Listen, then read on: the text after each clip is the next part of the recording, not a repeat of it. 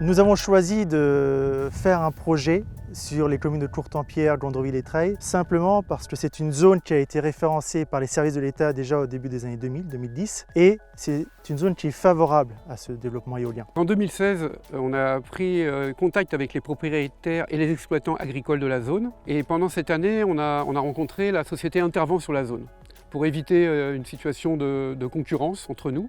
On a mis en commun nos compétences et on a passé un accord de partenariat pour développer le projet. Nous avons invité tous les propriétaires fonciers des terrains ainsi que leurs exploitants à une réunion globale qui leur explique le fonctionnement et le déroulement d'un développement éolien. On doit mener des études encore plus poussées, toujours sur le patrimoine, sur le paysage, sur le milieu naturel, sur l'acoustique, sur les vents également. C'est pour ça que depuis 2 ans, nous avons installé un man de mesure sur le banc de Courtempière et depuis plusieurs mois, nous avons mandaté des bureaux d'études indépendants qui travaillent sur les études initiales mais aussi les impacts sur le milieu naturel, mais également sur l'acoustique et sur le paysage. Avec cet état initial, on est en capacité de proposer un projet de 14 à 15 éoliennes d'environ 5 MW chacune de puissance, d'une hauteur au moyeu de 120 mètres et de 200 mètres en bout de pale à la verticale. C'est peut-être un peu galvaudé, bon, une énergie un peu plus propre parce qu'il n'y a pas d'énergie propre à 100%, quelle qu'elle soit de toute façon. Pour moi, l'éolien, c'est peu de foncier qui est pris à un endroit qui est quasiment invisible pour le cœur du village, pour une grande partie des habitants. On voit bien que ces dernières années, les conditions climatiques changent et qu'il faut réagir. On voit également qu'on entend que nos centrales nucléaires, qui sont à côté de chez nous, vieillissent et il faut trouver d'autres solutions. La commune de Gondreville, c'est quelque chose de novateur. Ça nous permet de répondre à une demande qui est climatique, qui est de plus en plus en avant. On ne peut pas tourner le dos à des investissements dans notre commune. On a besoin de ces investissements pour faire vivre le village. Comme on n'entraîne pas des pollutions extraordinaires par rapport à une centrale nucléaire, l'éolien me paraissait, comme le photovoltaïque, une des solutions. Ça ne fait pas partie de la solution, mais une des solutions que l'avenir doit prendre en compte, quoi. Les inquiétudes, c'était comme toujours, surtout au niveau de l'éolien, c'est le bruit, justement les infrasons, toutes ces choses-là qui peuvent a priori polluer, quoi, parce que comme c'est de l'électricité, forcément, il y a des pollutions engendrées au travers de ça. C'est comme tout s'est amélioré. En 10 ans, en 20 ans, il y a eu beaucoup de progrès qui a été fait de ce côté-là. Et le gène, c'est minime pour moi. Je pense que quand c'est bien posé, on ne doit pas avoir d'inconvénients d'esthétique, surtout à cet endroit-là. Pour nos territoires, c'est quand même quelque chose d'important. On n'a pas d'industrie, on n'a que de l'agriculture à Courtempière. Donc là, on apporte un autre système qui permet quand même de valoriser nos territoires. Au niveau du démantèlement, par exemple, la loi a changé, les choses ont été mises en place, mais on n'est jamais sûr de rien. Les opposants disent que ça fonctionne très peu de temps parce que quand il n'y a pas de vent, ça ne tourne pas.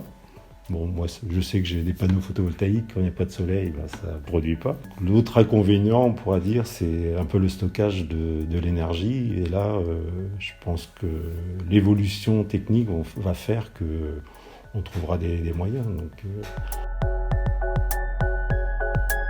Ce que je constate aujourd'hui, et ça c'est valable pas spécialement pour l'éolien, mais sur tous les projets, il y a une exigence en fait des riverains et des habitants de n'importe quel projet de participer en fait à la concertation, à l'élaboration des projets. Dans ce cadre de l'information de la concertation, on a organisé plusieurs permanences d'information et de concertation. On a réalisé des lettres d'information qui ont été distribuées à tous les habitants. Des interviews ont été également faites auprès des riverains. On a même fait pendant le confinement des interviews filmées qui ont été mises en ligne sur Internet. J'ai participé à toutes les réunions. Cette démarche de concertation a permis également de mieux connaître les riverains de ces communes, de connaître leurs craintes et de pouvoir répondre à ces craintes, de pouvoir répondre à leurs questionnements, de pouvoir co-construire aussi ce projet par leurs recommandations. Les réponses à nos questions ont été obtenues. C'est surtout de l'ordre technique au niveau des éoliennes, l'enfouissement des câbles, l'emprise.